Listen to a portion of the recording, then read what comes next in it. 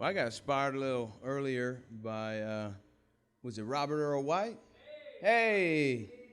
So I'm going to read some South Jersey love poetry to you, all right? All right. Springtime in Southwest Jersey.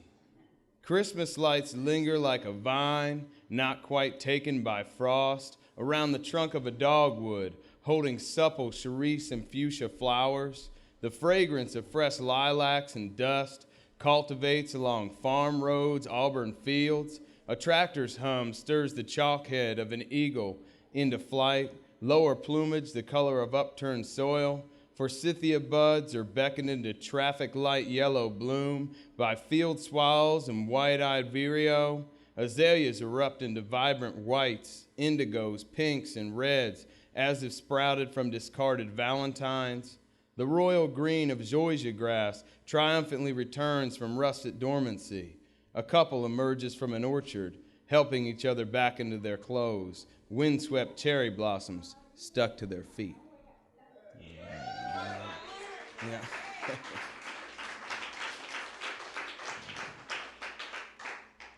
So this is about Mother Nature. I think that we talk a lot about the world coming to an end. We talk a lot about climate change, but I think Mother Nature is going to be all right. I think it's us that have to worry. The end of the world is the end of humanity, not the end of the world. Mother Nature will continue on, but hopefully we're right there with her. So this one's called Mother Nature's Drinking Jameson Again. Mother Nature's smoking American spirits, lighting them one off the next, ashing in syncopation with Waylon Jennings' deep velvet voice, reverberating off elegant cypress she long ago cloaked with Spanish moss. The worn vinyl spins to a stop on a stump, tracked with the needle of an agave, gramophone made from hibiscus flower. An Irish girl at heart, she pours herself a Cuban Missile Crisis worth of Jameson, takes an extra shot from the bottle. The Great Barrier Reef is dying, the Great Pacific Garbage Patch is growing, and it seems nothing will stop their greed. She's warned them with storms and wildfires. They've answered with smokestacks and pipelines, clear-cutting the rainforest.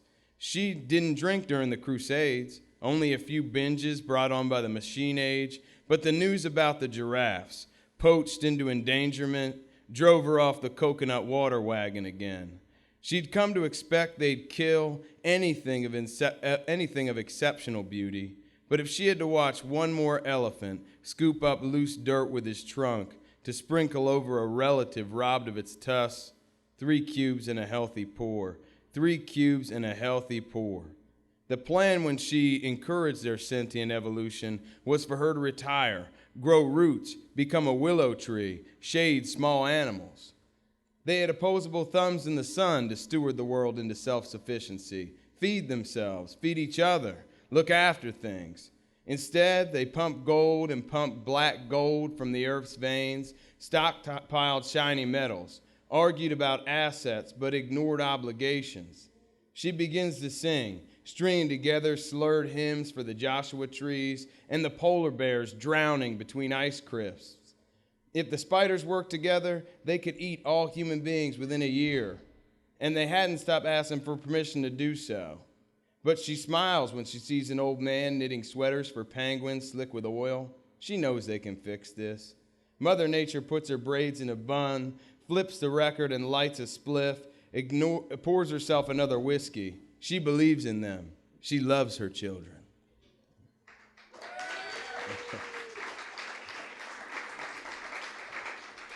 I give you one more South Jersey love poem. Flipping horseshoe crabs in Fortescue. See? Yeah. She bent down every few feet to flip over the ones upended by the tide, left exposed to the red knot gulls. Her eyes were still blue in moonlight with the shadow of her dark hair creating an eclipse every time it fell in her face. We met a couple beers and a bonfire ago as she wandered off, strolled the beach, raised by the tide, not washed away in it. Horseshoe crabs are old-fashioned, preferring to mate at night during high tides, new and full moons. She silently showed me how to flip them from the side, avoid injuring the tail, watch their scuttle back to the Delaware Bay. 400 million years the species has fumbled like Charlie Brown, heels overhead, guided by instinct in May-June moonlight, surviving ice ages, meteor strikes, mass extinctions, the rifting of Pangea by engaging their ancient lunar ritual.